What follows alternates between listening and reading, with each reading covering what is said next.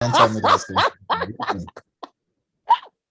Well, actually, I've been traveling. You So I did just got say. into Calabar last night. Yeah, it's been crazy. And some of those places I've been to, there's no proper Wi-Fi or internet, or even light for that matter. So, Why are you traveling, by the way? Are you writing a travel book? it's no, it's not a travel book. It's confidential. Okay. All right. Yeah. Hello, everyone. Hello, welcome, everybody. So nice to see you. Very excited to see all your beautiful faces so far, the ones that I can see. We're just going to give our other attendees some time to join us. We're going to give them a few minutes. While we wait, I'm just going to play a little bit of music. My name is Munshia. I'm from the Goethe-Institut, Johannesburg, and I'm very happy to be here with you guys. I hope you don't mind. We're going to be recording the sitting today. Just if you have an issue with it, just let me know, send me a quick message. You can just switch off your camera if you don't want to be seen or anything like that. Just let me know and there's no issues. So we're just gonna turn it over to the music now for a little bit. So the person who's gonna be singing in this clip is we recorded the video at our Goethe-Institut Library in Johannesburg. Her name is Zoe Madiga. We're very excited to have this. We have a series, it's called the Library Jam Sessions. So I'm just gonna play her beautiful, soothing music while we wait for everyone to come in. I hope that's okay. All right, so I'm about to share the screen now.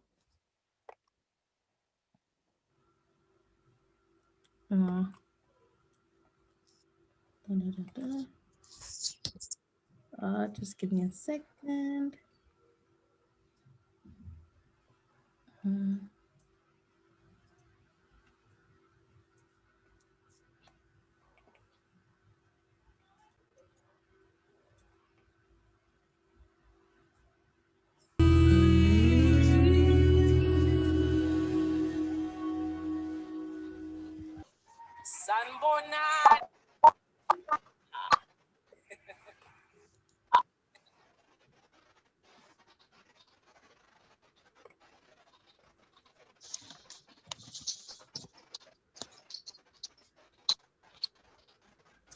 Hello, welcome to those that join us. I think we have quite a few people here. I will continue allowing more people in. I think more people are still coming. I'd like us to just welcome to the sitting today. I'm very excited to see everyone.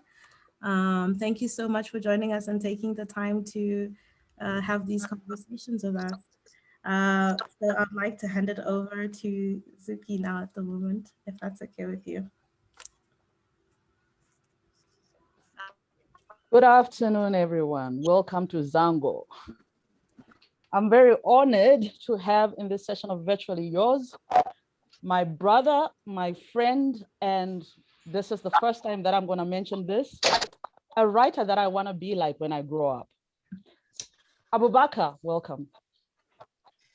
Thank you, Zukiswa, my amazing friend, my fellow conspirator, my fellow 419er, and my fellow other things.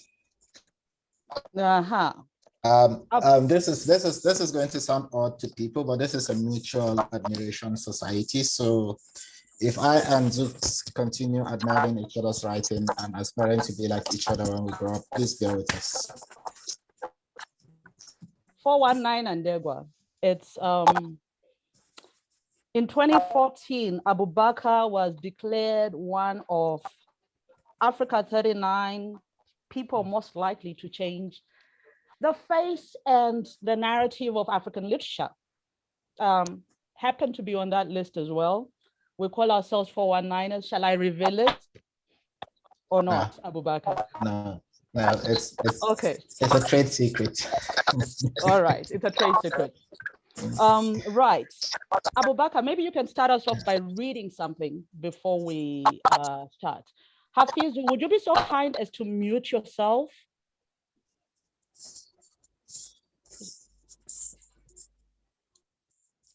Okay.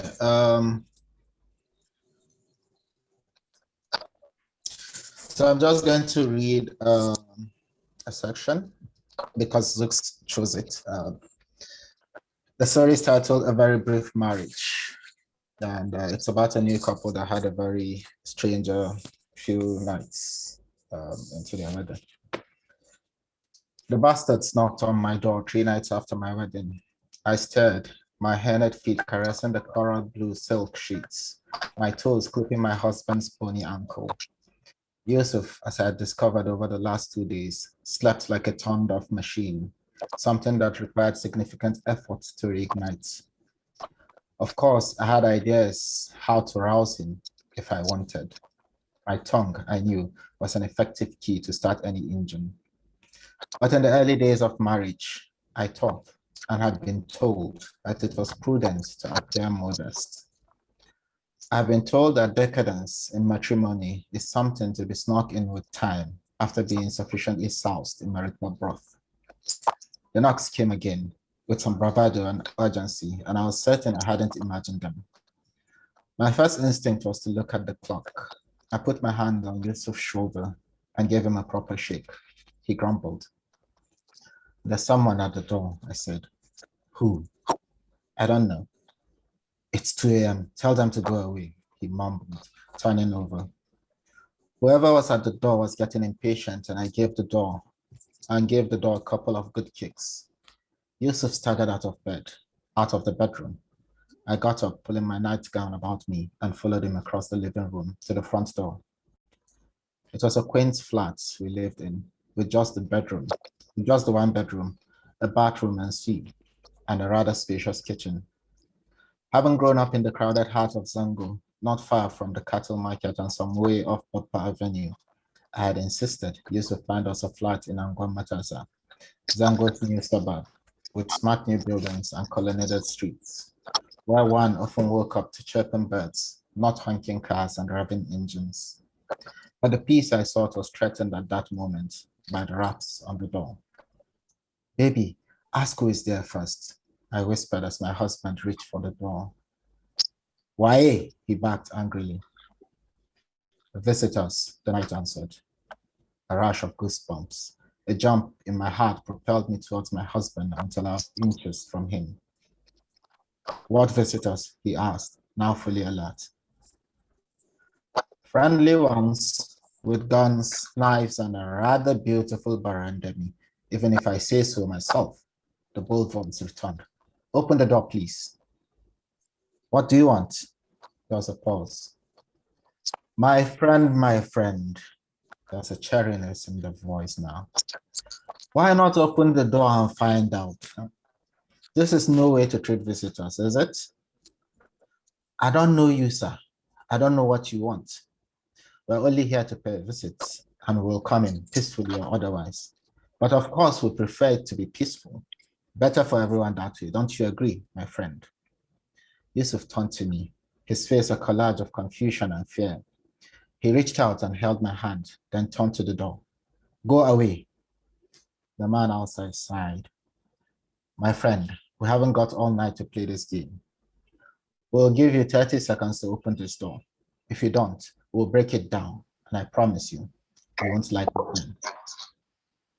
It was the longest 30 seconds of my life. Hello? Hello? Go on, Abubakar. Okay.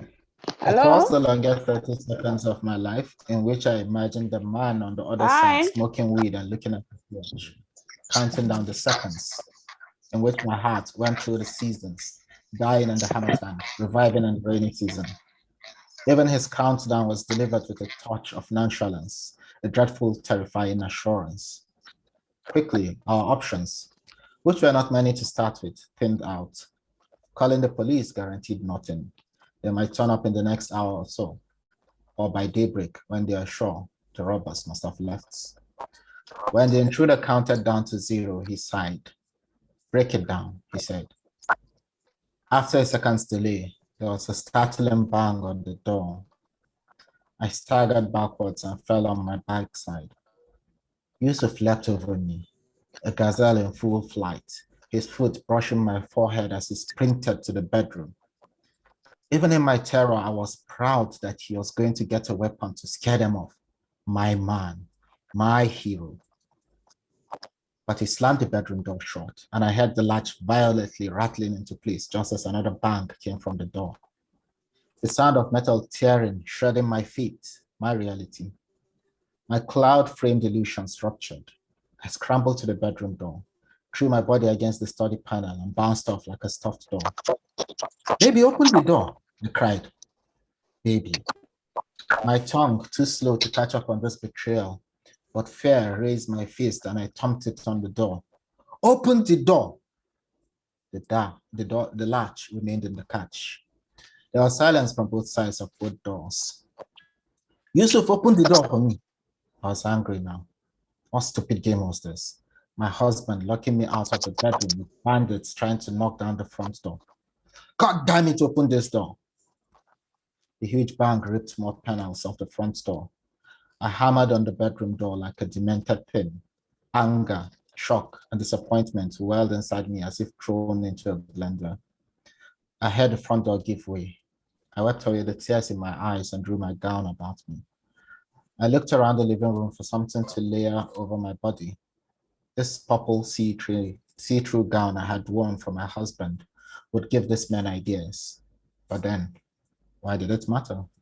If my husband abandoned me to their ravages, why did any of it matter? A final bang. The door flew open, terror pushing me back against the bedroom door. They sauntered in, 3 men, led by a giant who had to stoop to get under the door frame. Even though he had a mask hiding the lower half of his face, from his bulk, I suspected he was gory. Legends of the menace of Zango were so vivid that even if I had never seen him before, his build and reputation made him unmistakable. The other men took positions behind him, clutching different weapons. And true, they had a barandami, the sharpened edge of the sight-like blade gleaming, ready to harvest my head. The giant's eyebrow crinkled up in question. "Who are you?" "This is my house. Who are you?" I said. The fire in my voice masked the fear tightening its grip around my throat. I expected the curved blade to swing my way, but I refused to close my eyes, refused to let my bladder go, so I clamped my thighs together. He seemed surprised by the question, the gleam in his eyes suggesting he was smiling, amused by my misery. He looked around the living room at the golden curtains I had chosen to give the room a rich imperial ambience, and the puffy furniture, new rugs, the shiny TV stand. "We are sons of the wind," he said. "But if this is your house, why are you locked out of your bedroom, Amaria? What use would it be denying us a bride? The still fresh henna patterns on my exposed hands and legs were evident. It's my house. I can be anywhere I want to, can't I?" I said. I knew I wasn't making sense, even to myself. One of them sauntered to me, stood so close to me and sniffed. "Lalai," he said. "Lovely perfume." "Don't look at me like that. I'm a married woman," I said, scowling. "Ha ha, ho ho." They laughed like idiots watching a puppet theater. I was the puppet, the object of this amusement. "You heard her. Don't look at her like that." "We're not here for that," the giant said, then turned to me. "What's your name?" I said nothing. "I am not a very good man, Amaria. I hurt people, but today I'm in a good mood." Or I was, until that Sakare locked his wife out of the bedroom. "So please answer my question." "Nana Aisha," I said. "Nana, we want money, jewelry, and the son of a dog who refused to open the door. I presume that is your husband." I said nothing. "What kind of baboon locks his wife out for men like us? He must hate you a lot." "Anyiragon Namuji," one of the bandits said. "A real coward," another agreed. "Not a coward," the giant said, setting his bulk on my fine sofa. "A worthless son of a dog. One with a fine, unfortunate wife like this. break down that door and bring him to me. Amaria, step aside. Let my men do their work. I'll stop there. Thank you very much for that, Abubakar. I'm not even sure which is my favorite in this collection. I mean, you outdid yourself. Tell me about, I'm going to ask you, my first question is going to be an old one that you've heard a lot, but that a lot of people here who have not had the chance to hear you speak, but who I know are also part of the group that I call Friends of Reza, would like to know. Your women characters, how do you do that? How do you write them so well and research them and get their emotions and everything like proper? Because generally most guys don't write women as well. I don't know. I think my women characters write themselves more or less. I'm just the interpreter of their stories, of their ideas, of their vision, their emotions, their joys, angers, and whatever else they feel. I just interpret. So in that sense, I think they just come fully formed. They are who they are. They are good, they are evil, they are in between sometimes. They are bitches, they are angels, they are whatever they want to be. I just interpret for them. Basically, that's it. I think there's a lot of noise coming from somewhere. Yeah, I think it's basically about just connecting with the characters and actually listening to them, you know. And maybe sometimes you don't have the patience as a writer to do that because you are we're in a hurry to get this story over and done with so that you can move on to other things, to live, to be who you're supposed to be, to not be possessed by this character, right?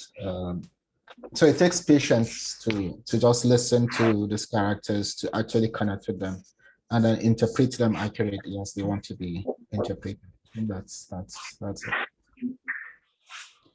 We already have a question for you. Prince, can you please mute yourself? Prince, can you mute yourself, please? You already have a question. Ndego wants to know, have you ever found yourself in an ambush like the one in the piece? Have you ever been Yusuf? No, fortunately not. But I have been ambushed by Razor fans who have wanted to beat me up for what happened to Razor, whatever that is. So yes, I've been ambushed by a lot of angry women, old women, young women, you know, who are not entirely happy with me. But yeah, not in the sense of that very brief marriage kind of ambush. No. Right. Here's the crazy thing that happened while I was reading. While you were reading A Very Brief Marriage right now, I was thinking about it and I couldn't help but think, I felt like there were some parallels with the garbage man in The Whispering Trees. Is it just me? And I'm talking about the women characters in particular. In what way? No, I just like the way they assert themselves in a situation where the men don't expect them to. So for instance, with Yusuf's wife, you know, with Nana, when she comes through, she gets into a space where she doesn't, she just says, no, she's not going back to this guy, you know, when the delegation comes.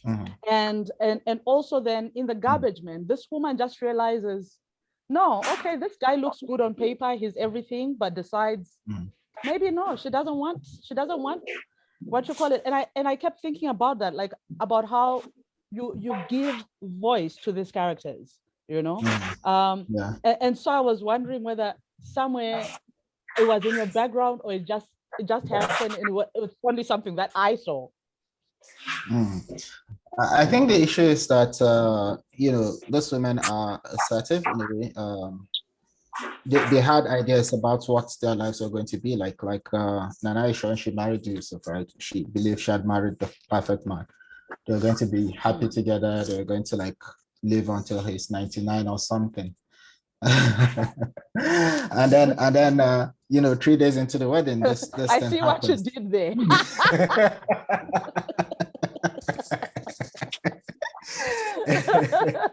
Yeah, I did that, yeah. But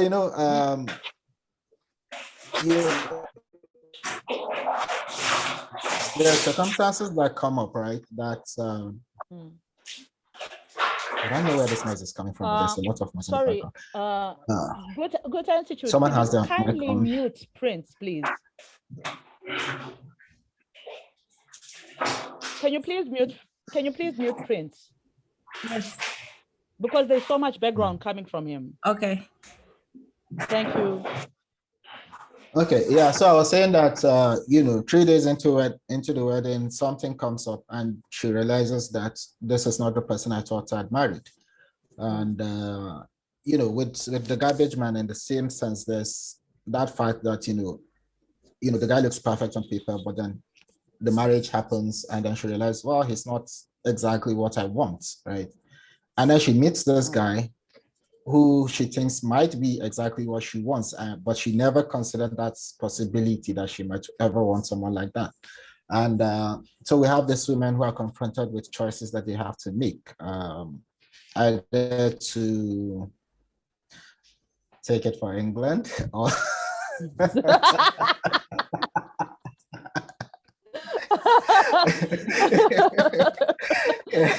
or they could take it or they could walk, right?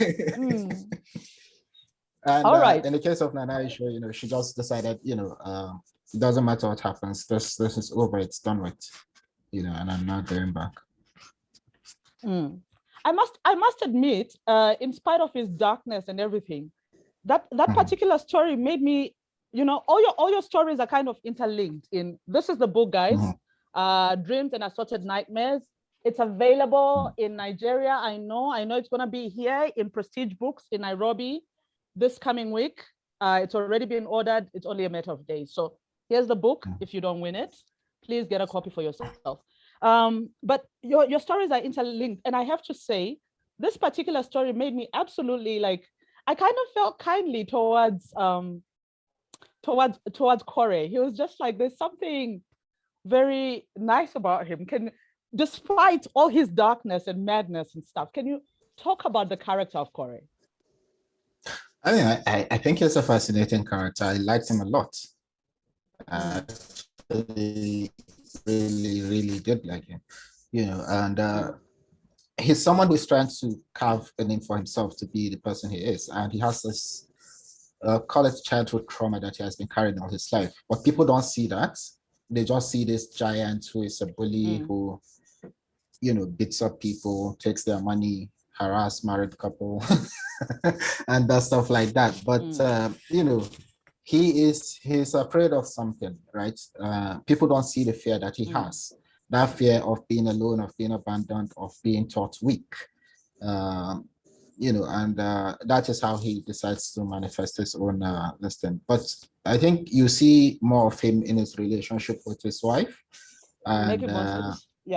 Making monsters, and his son as well. And that's in those stories, the man comes forward. His main character comes through, and you see exactly what he's afraid of and what motivates him. I think he's a fascinating character. I absolutely enjoyed writing him. I enjoyed writing his wife, the judge, and his son as well. He absolutely is. I was thinking actually, even when I was reading Making Monsters, where I was thinking, I could actually, in my head, I could see the very diminutive but very cheeky Maimuna, I knew her. And I was thinking about the number of mothers that I've also heard doing the very same thing that Maimuna does to Zat, where she says to him, somebody hit you. Did you hit him back? And I was like, oh my God. Yeah. I mean, absolutely. We saw a lot of that when we were kids, right? Like you come home crying and they say, what the hell is that? Go back and sort that shit out yourself. Right. Because go on. Yeah, I think it's now far more protected than we were growing up, so now like you fought for yourself growing up, and now you're fighting for your kids, right? You shield them, absolutely. put them in fenced property, and they don't even walk to school. You like drive them or take them or get someone to take them or something. Right? Back then, you walk to school, you get into fights with people, you get bloody noses, and you give some people bloody noses as well. And those were some of the things I wanted to reflect on writing that story. Okay. Now, here in Zango is a fictional place, and yet there are a lot of things. There's the magical and the crazy and the beautiful, but the very real things that happen. Can you take us through your creating that those particular characters and creating the world of Zango? Well, I mean, the process is it's been something I've been wanting to do for a while. This idea of the scene or the setting as a place, as a character in the story.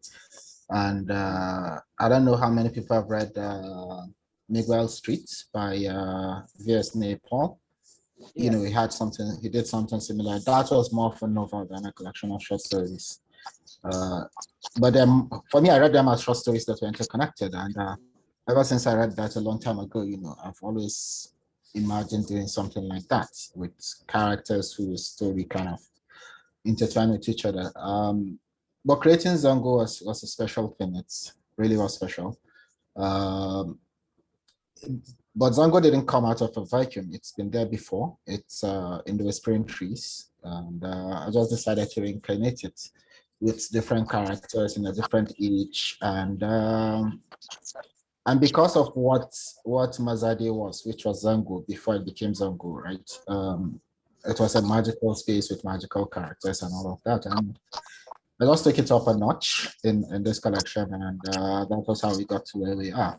So it's this mix of the ordinary, the mundane, and the fantastical. And I'm always conscious when I write the fantastical not to overwrite the fantastical to the extent that the real kind of gets buried in it, because the issues we're talking about here, issues of mental health, relations, childcare, childhood trauma, failed marriages, things like that. They're all real issues that exist in our world as we live in today. So burying all of it in the fantastical would be a disservice to all these issues that are very pertinent. But then at the same time, as we exist in this our society, the mundane and the fantastical coexist. Where somebody believes in the superstitions of his ancestors and all of that, even though he doesn't have a scientific proof, right? For me, those things are very, very important that they coexist somehow, Okay. And you mentioning mental health problems. I particularly admired the way you dealt with it, and in both the House of the Rising Sun, where a parent is looking after a child with mental health, and how society deals with that, and the difficulties, of perhaps being a single parent, single mother, looking after, or a widowed in this case, as well as in Nazanin, where there's loss, where a mother has wanted to have a child. So I want you to walk us through that particular bit. Were you a bit nervous about dealing with those issues in those two particular stories? No, not so much with Nazanin, maybe with House of the Rising Sun, because it's it's a heavy story, if I put it that way. I mean, both of them are heavy, but I think probably Nazanin is maybe a lot easier for people to relate with, in the sense that you can see the process, right, that led her to where she got to in the end. But with House of the Rising Sun, you just find them in that situation, and how the story goes is not particularly very bright, I think. And but for me, the important thing is capturing this reality that exists for a lot of people that have to deal with people who are suffering from mental health issues. A few months ago, there was this, I'll call it an outbreak of news stories coming from Kano State, for instance, Kano in the north of Nigeria, where you have people, the authorities going to people's houses and discovering that they have mentally challenged people locked up in their rooms, right? There was one guy who had been locked up for nearly 30 years by his parents. There's a woman who was locked up for like 6 years by her family. I mean, these people are chained, locked up in a room where they defecate, they eat there, they don't go anywhere. They look like, I don't know, they look like monsters, right? Because there's no system to cater for this mentally challenged people, right? So if you take them to psychiatry hospital or any of these places that should cater for them, they are not properly cared for. And then you have to continue spending money. And then you go there, you see them in that condition and it breaks your heart. So some people feel like, okay, let's just bring them home, keep them at home. Some people, some of them, right, have this attitude about mental illness, thinking that, well, this is because of substance abuse, this is because of something this person did to himself. That's why he's the way he is. The failure to understand that, yes, some of these things are beyond the control of the patients, right? So there's a need to care for them in a different way. But the main issue is this, right? This lack of support for the families dealing with these issues. And that was the essence of that story. The fact that this woman had to cater for this child and she's practically alone. And this child has very, very special needs. And it affects her family life. It affects her relationship with other people. It affects her career, and it affects her qualities and confidence as a mother as well, So that focus, I wanted the focus to be on the woman who is catering for this child who has mental health issues. Right. Maybe less heavy. Yeah. One of my other favorite characters is Abamorara. Now here's a question. That rascal. The father of Zango. Here's a question for you. Yes. As an artist, is there some work that you have been hesitant to part with, in the same way that like Abamorara was like, is there some piece of writing you've done and you're just like, somebody says, okay, we'd like you to write this, and you're like, nah, this is too good. I can't, I can't do this. No, not really. I mean, there's stuff I've written I've never showed anyone. I probably would never show anyone, probably.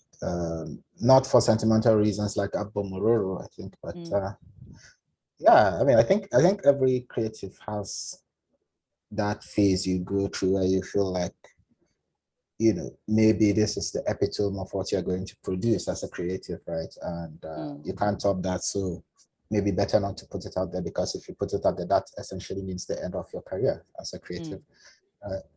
Because from there you can't go anywhere but down. So right. And Abamororo realized that he can't do anything better than what he did that last time. So that was us it for, Somebody wants to know Ndegwa again, and he's taking us to Season of Crimson Blossoms. Hey. That was like so Friends of 6-7 years ago. I know. And his question is, when I read it, unless I'm mistaken, I felt like there was no expounding of some rituals of the Hausa culture that were brought forth in the novel. For example, Binta and all the women in her age group are not don't want to acknowledge their firstborn. There is little to no information on such practices out there. And I was wondering why you included it without further unpacking.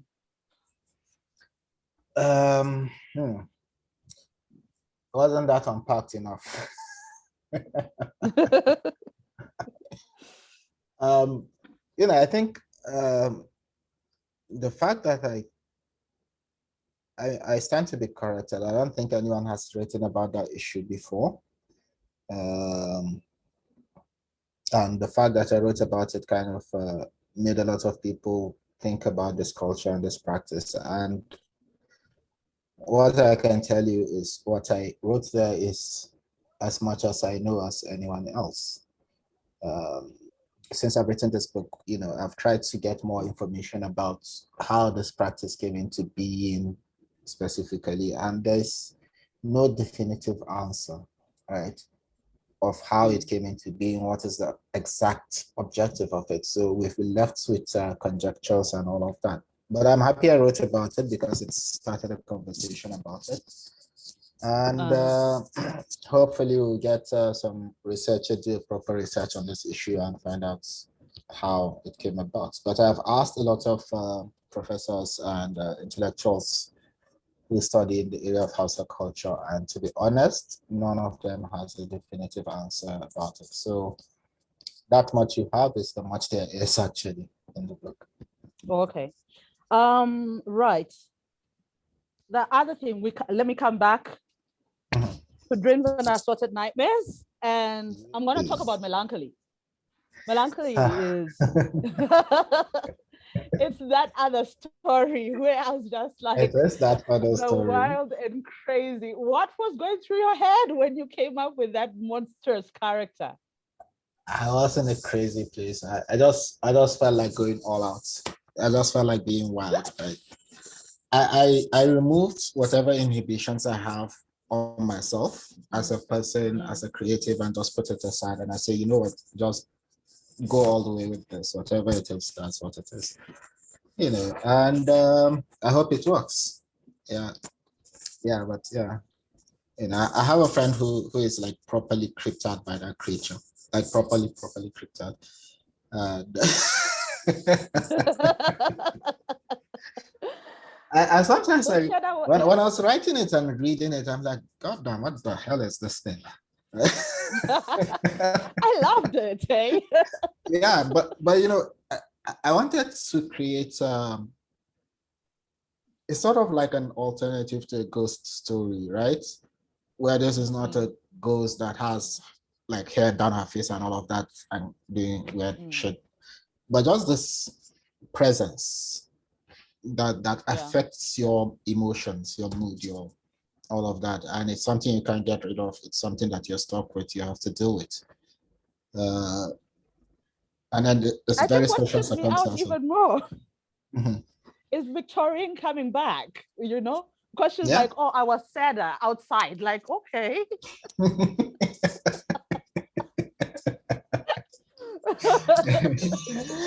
Yeah, that was crazy. It's crazy. It's absolutely crazy. Really, yeah, that was fun to write. Really, that was fun to write.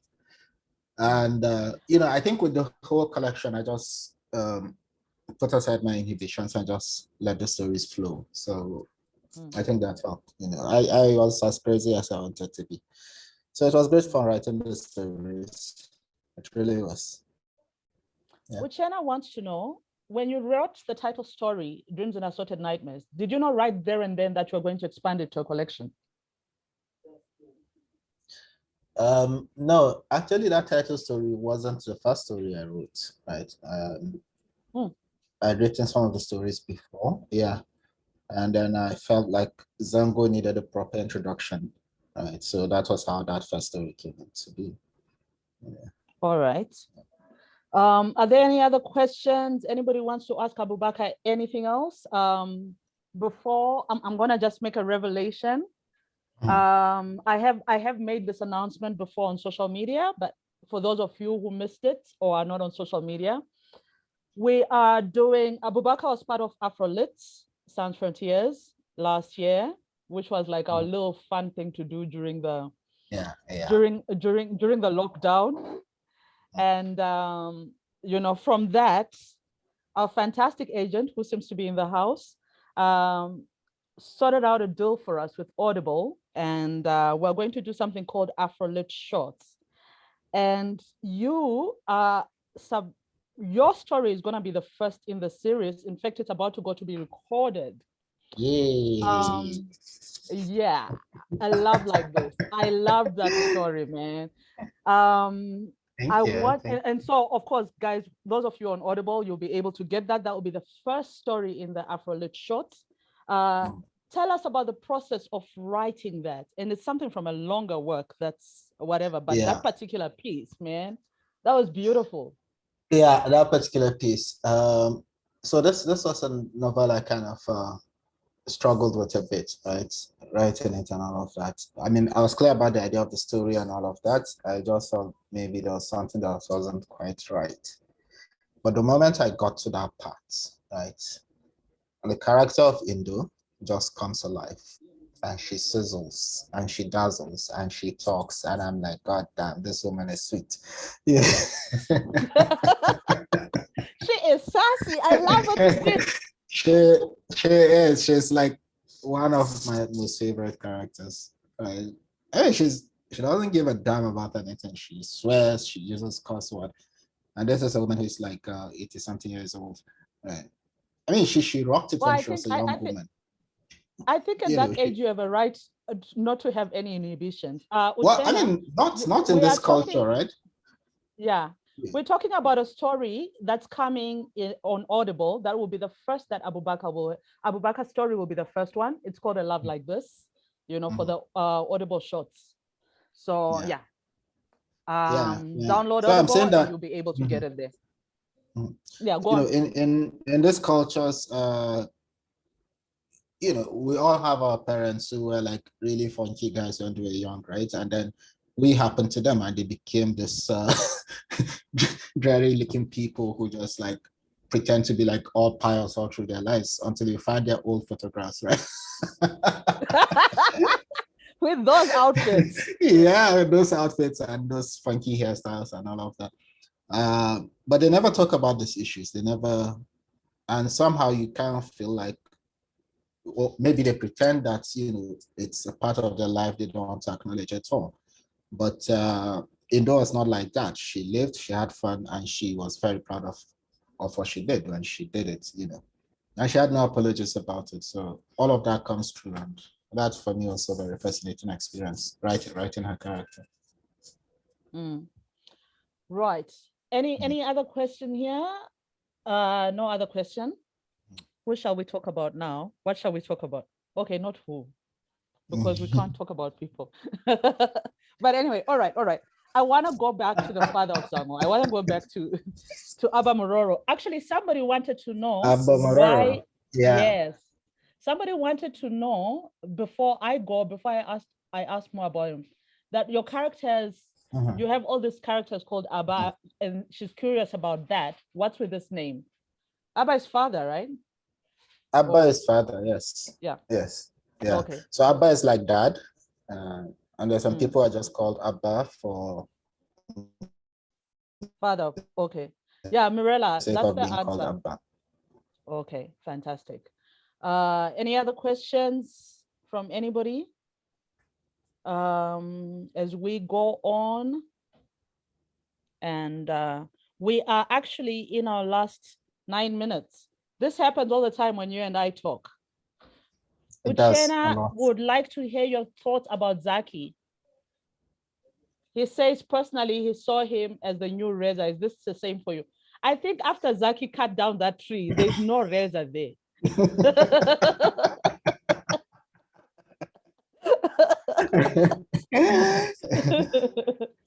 I mean, Zaki is just that curious person, right? I mean, whereas Reza would mind his business, and if trouble doesn't come to him, he doesn't go to it. Or maybe he goes to it when he wants to go to it, right?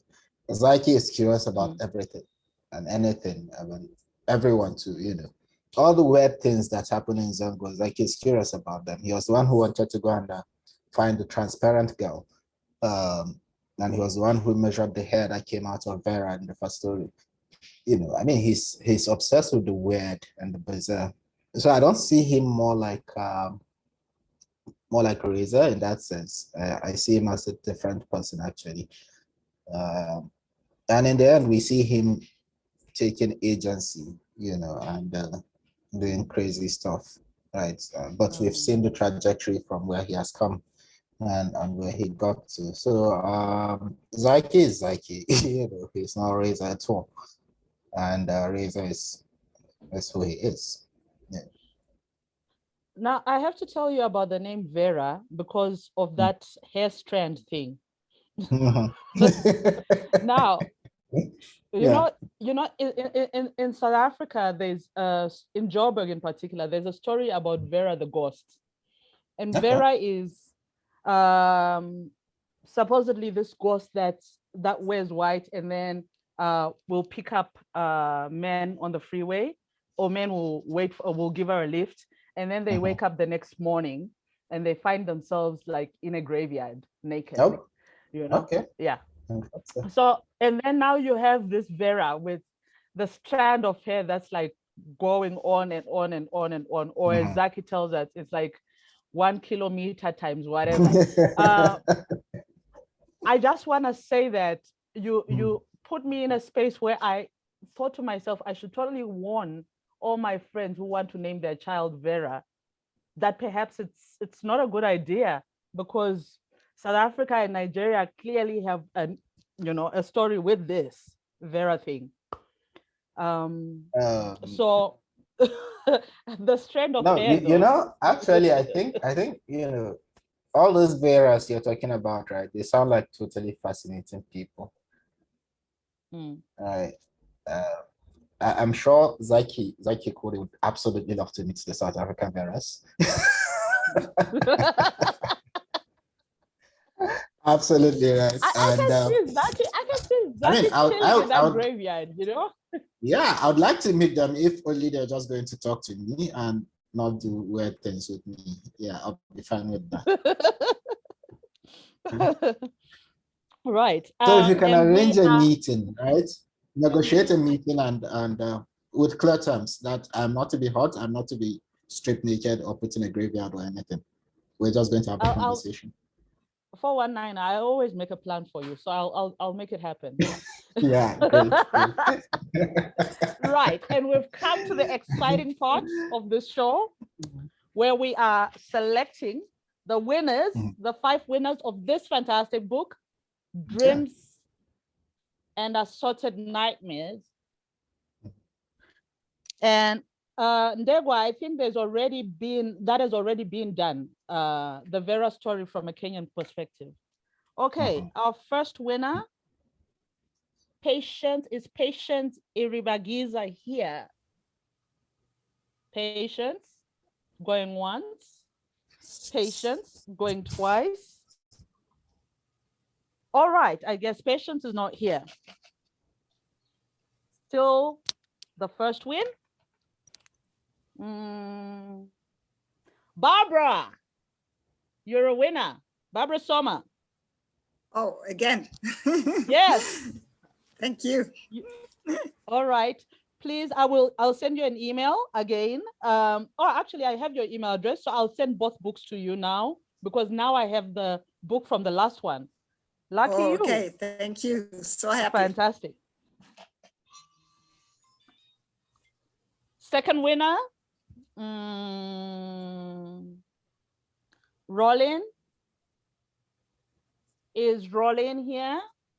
Rolin from Namibia. Okay, Rolin is not here. Mwonga Kaunda from Zambia. Mwonga, okay, Mwonga is not there. Let me try again.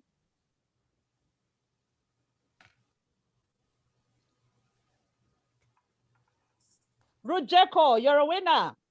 Rujeko, are you in the house? Yes, I see you. Yes, I am. All right, you're our second winner.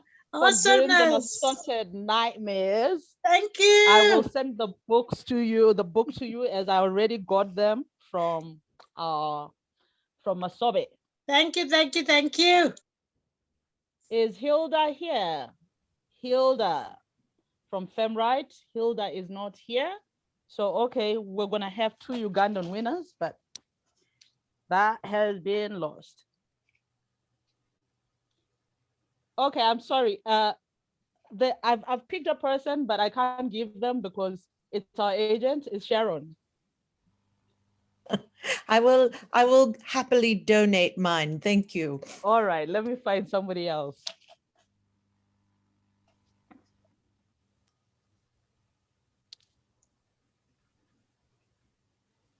Yahaya Abubakar Dabo. It does not seem to be here. All right. Helen, maybe you'll be lucky. Hey, I'm here. What do you mean? That's Nah. David Juniors from Namibia, not here.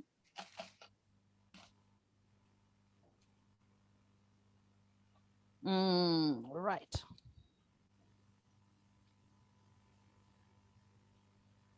Uchenna, you're a winner. Uchenna, are you still here? I saw you earlier. Yes, you are. Uchenna, there you are. Well done. You are third winner. 2 more people to go.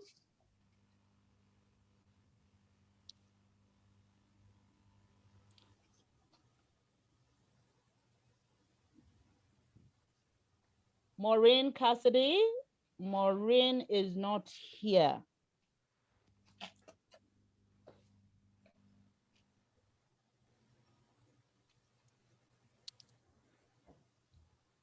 Truth or Smith. I don't know why I almost said truth or dare, but it's truth and then or Smith, but they're not here. They don't seem to be here. So I suppose I could make that joke because they're not here.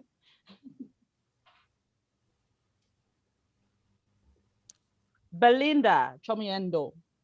Belinda, not here.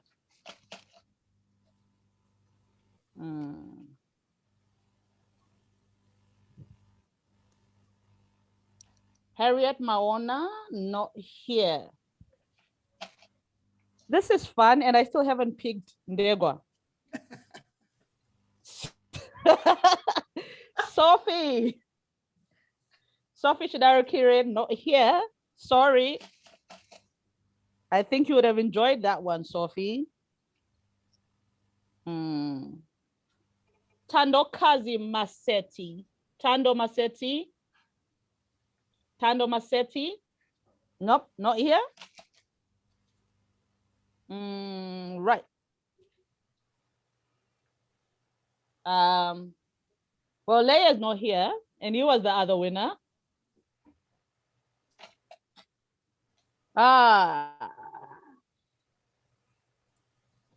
Kenna is not here, and she had won.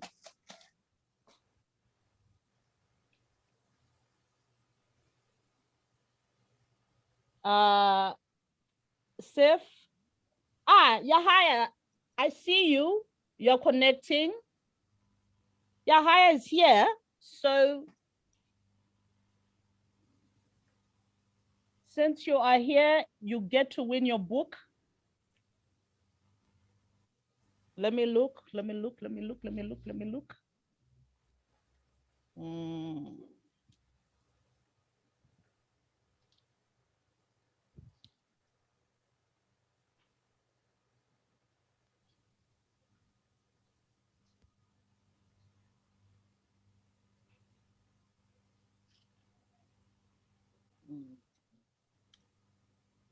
There you are. Yaya, congratulations. You're one of our winners for Dreams and Assorted Nightmares. Can you hear me? You're a 4th winner. 1 more person to go.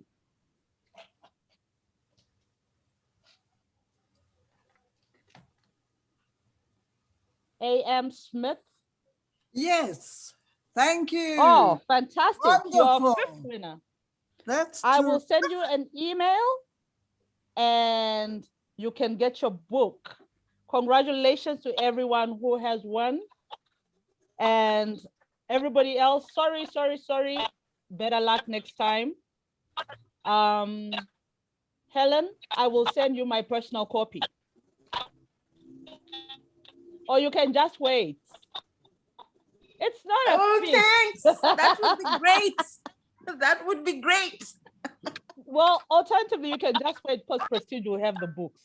I've been Uchenna, waiting since last year. Uchenna, I will email you personally and I will get your address because I've got your email address here. So everybody else, I will send you. Thank you very much. Any last words from the Goethe-Institut Joburg, who so wonderfully decided that they were going to host Abubakar? Hi everyone. It was amazing. Thank you so much. It was so enchanting. It was beautiful. So thank you so much everyone for joining us. We really had a lot of fun and it was good. It was exciting. I'm looking forward to the next one. Definitely. So so what we will do is, from my side, I will just play some music after everyone has said their byes, just a chilled vibe again, just for you. Abubakar, Yaya, and Abubakar, any last word? It's always a pleasure talking to you, Zooks. Really, really a pleasure. Thank you, Goethe, for hosting, and everyone for coming. Sorry to those who didn't win any book. It's not fair, I know, because it's not fair to me. My name wasn't in the bucket in the first place, so I know exactly how it is. I thought talking to me was a reward in itself. Absolutely. Anyway, our next guest will be Yvonne Adhiambo Owor, and we'll be discussing the Dragonfly Sea. And she will be my guest, hosted by Goethe-Institut Lagos. So please look forward to the announcement. That will be in 2 weeks, in a month's time, but second week of the month of May, as always. Thank you, everyone. And thank you very much, Abubakar, for giving us this gift, which is another beautiful gift, as all your books are. Thank you. Bye-bye. Very much. Bye. Thank you so much. All right, DJ. Yes.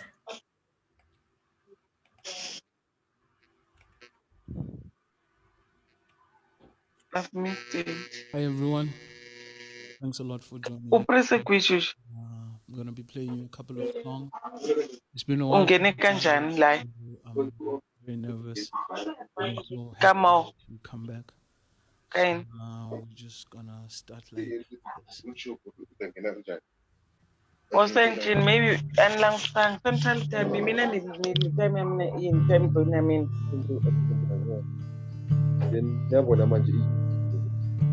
so it's 2 hours before. Oh, you know, I want to put it aside. I'm a painting.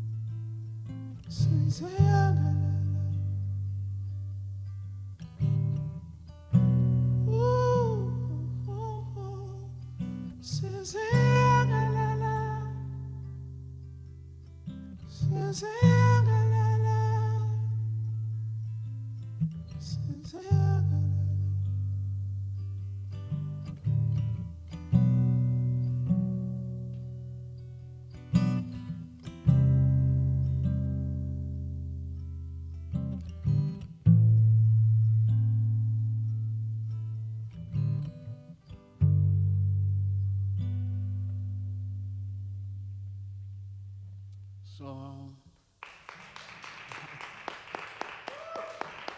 thank you. So the next song, I would say, is a song that so many people who heard my album kind of related to, and it's a song about loneliness and about yearning and searching for love. And I guess this song more so is more about all the mistakes and all the regrets that I have, you know, while kind of trying to find that love. It's called Kangela, which means searching for or looking.